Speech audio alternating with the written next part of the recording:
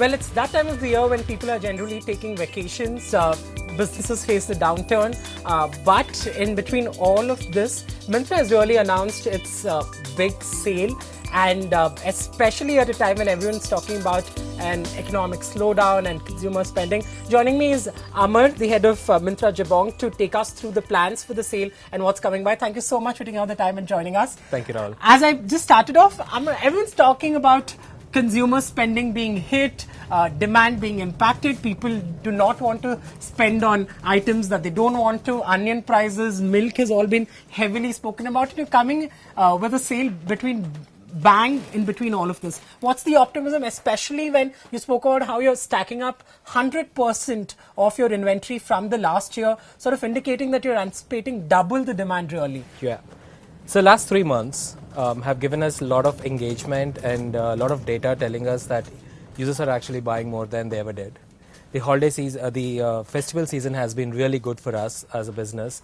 And that demand is only building up going into December, which is usually the month of EORS for us, the end of reason sale. In terms of inventory stocking up that you're talking about, yes, the inventory volume has increased by 100% this year, but that is also coming from the data that we've been looking at. All this inventory stack up now is data-led.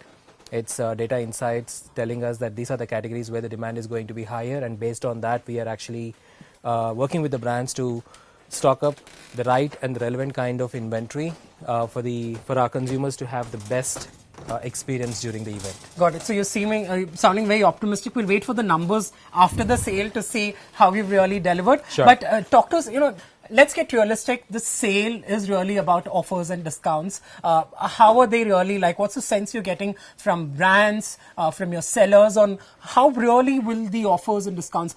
Is it the best really?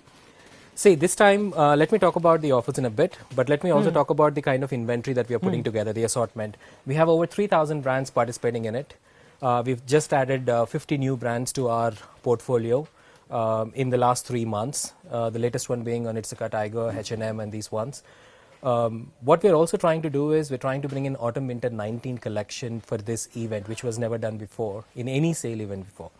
And the reason why we are so excited about this event is because it's going to be brand-led, style-led. It's also how we are marrying the consumer demand to what brands have to offer. So coming to your question, the brands are excited to give the best, never before kind of offers on their best selection to our consumers. And we are happy to be that platform where the brands and the consumers are meeting. So the offers are good. That's the final message. Fantastic for people offers. watching. All right, we'll look out for that. But from a demand perspective, categories, what's the sense? Because, we're discussing, you're sitting on a data mine clearly. You know what consumers are not only shopping, adding to their carts or even checking out on the app. So what categories really, is it pure play footwear or accessories, or what's the demand you're really anticipating? Sure. So the categories where we're expecting a very high demand during this event, women's wear, women's ethnic wear, women's western wear, kids wear, beauty and personal care, and a bit of footwear also. Footwear is always that category which is one of the driving factors of the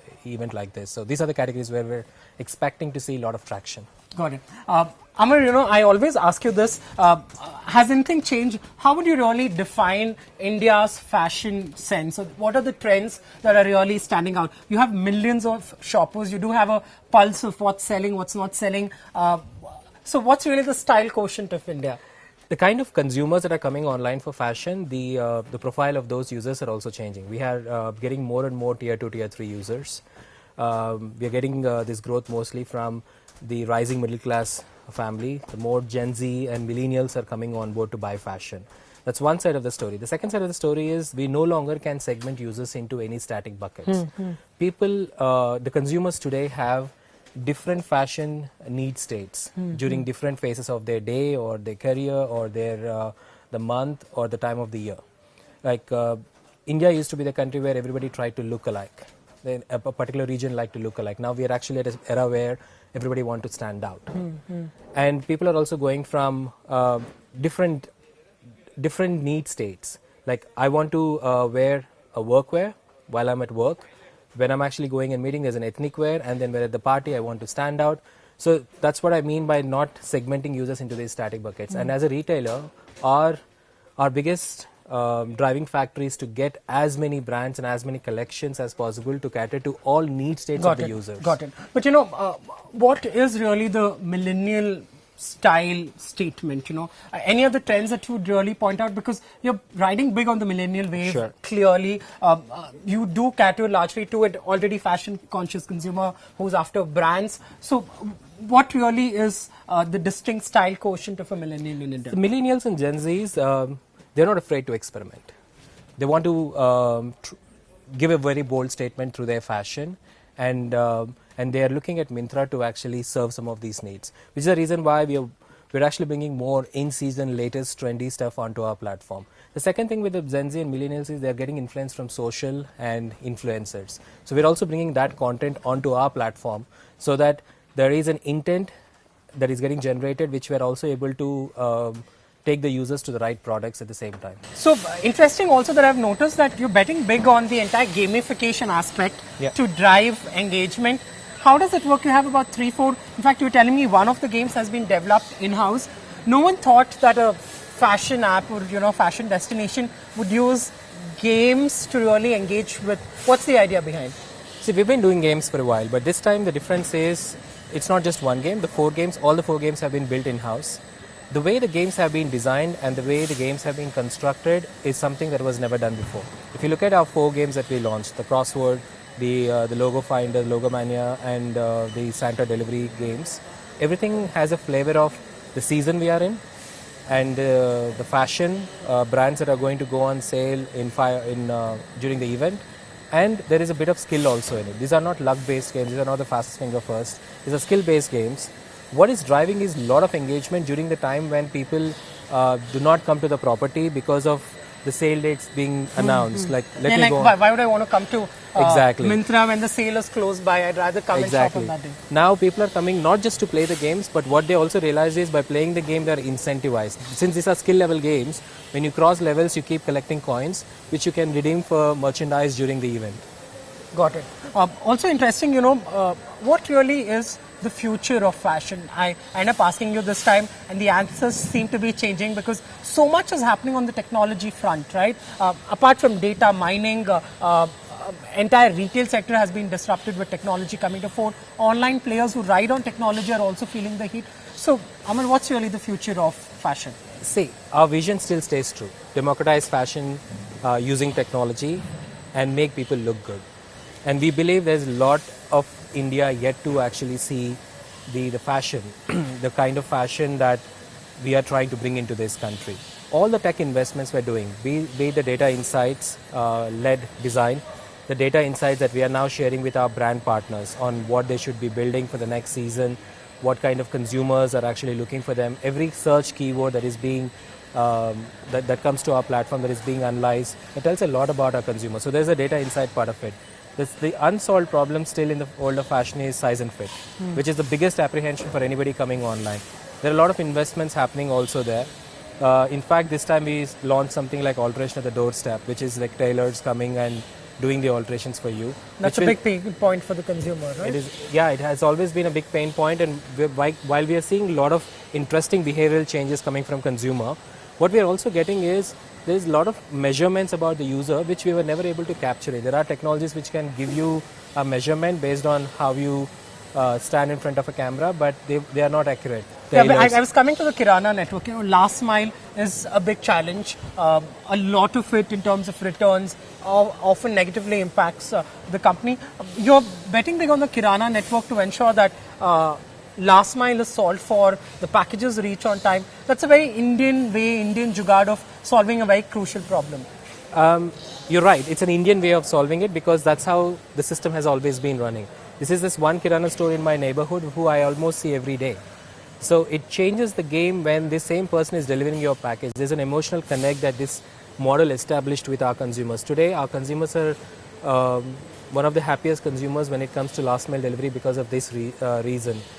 And there are a lot of other challenges this last mile delivery also solved for us, like human readable addresses but not structured addresses. Now there's a Kirana store person who knows this neighborhood who can translate this into, yeah, I know this address, let me go deliver it. Yes, this time we are actually scaling up to 15,000 Kirana stores. 70% of our deliveries are going to happen through Kirana stores. 70% of your of all deliveries through Kirana. Yes. Oh, that's massive. And it's going to be a huge game changer for us, game changer for even Kirana stores. They're going to do 4 to 5 times more business than they ever did with Myntra. And they do also end up making money, right? Absolutely. On every package that they go out to deliver. So it's an interesting proposition to solve. Last couple of questions, Amar, before I really let you go. In terms of the larger competition, we saw a lot of players 5 years down the line. Market has really calmed down, so to say. Of course, the Jabong acquisition, you had one competition down. But the likes of Flipkart, your parent company, Amazon, all are betting big on fashion. How would Myntra really guard its turf in the coming time? Sure. Myntra operates in a very unique segment of users, which is the brand seekers and the style seekers.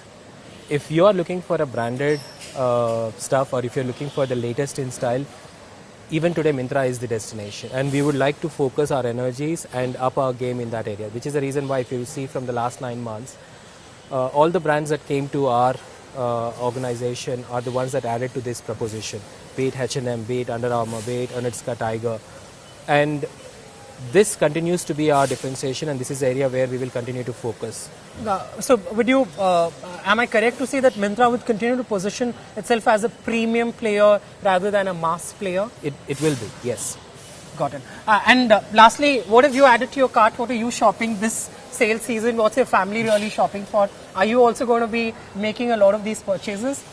Unless you have an exclusive CEO club where you directly have orders delivered to you on your desk. The priority that anybody in Myntra, if anybody gets in Myntra when it comes to shopping, is our consumer.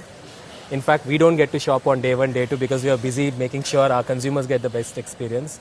But yes, I do have close to 10-15 items in my wish list, which I'm going to... What's on top of it? Mostly shoes.